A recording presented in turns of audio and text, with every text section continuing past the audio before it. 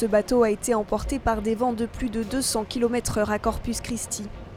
Harvey est passé par le Texas vendredi soir et a provoqué des dégâts considérables sur son passage. Routes inondées, arbres déracinés, maisons éventrées. C'est l'ouragan le plus puissant qui ait frappé le Texas depuis plus de 50 ans. I can't believe this is happening. And I have no apartment. My apartment was decimated. I have no studio. So now I got to find a place to go.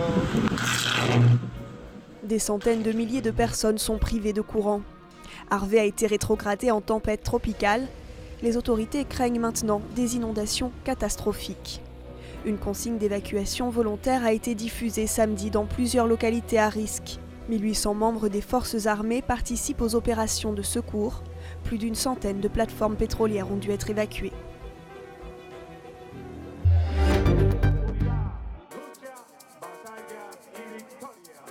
Apprendre à tenir un fusil ou encore manipuler un canon anti-aérien. Des exercices habituellement réservés aux militaires. Mais ce samedi, tous les Vénézuéliens, peu importe leur âge ou leur sexe, étaient invités à participer à ces manœuvres. Yo no quiero como venezolana que nos invadan. Ninguno de nosotros que quiere esta patria quisiera que esto. Por eso yo vine abocada junto con mi parroquia Santa Rosalía a hacer estos ejercicios rutinarios que deberíamos hacerlos. Además que me siento fortalecida. L'armée vénézuélienne est mobilisée jusqu'à dimanche soir pour de grandes manœuvres militaires. Au total, près de 900 000 soldats, miliciens, réservistes et civils y participent. C'est la réponse de Nicolás Maduro, le président vénézuélien, à son homologue américain. Le 12 août dernier, Donald Trump avait évoqué une possible option militaire au Venezuela. Une option depuis écartée à court terme par la Maison-Blanche. Mais c'est aussi l'occasion pour Nicolás Maduro de rassembler ses partisans alors qu'il fait face à un vaste mouvement de contestation. L'armée est le principal soutien du gouvernement vénézuélien.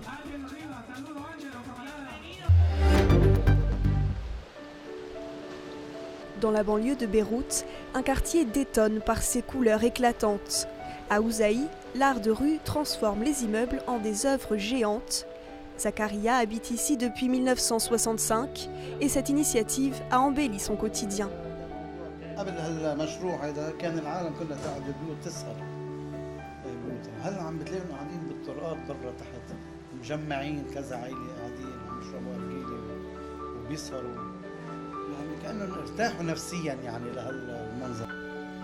Redonner vie à un quartier pauvre, objectif atteint pour le promoteur immobilier à l'origine de ce projet dans lequel il a investi $140 000. I felt that the most abandoned area in Lebanon is Ouzaï.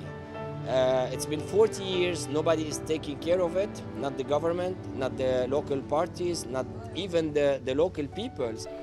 En 18 mois, 140 bâtiments ont été peints, quelques-uns par les habitants, mais aussi par des dizaines d'artistes locaux et internationaux.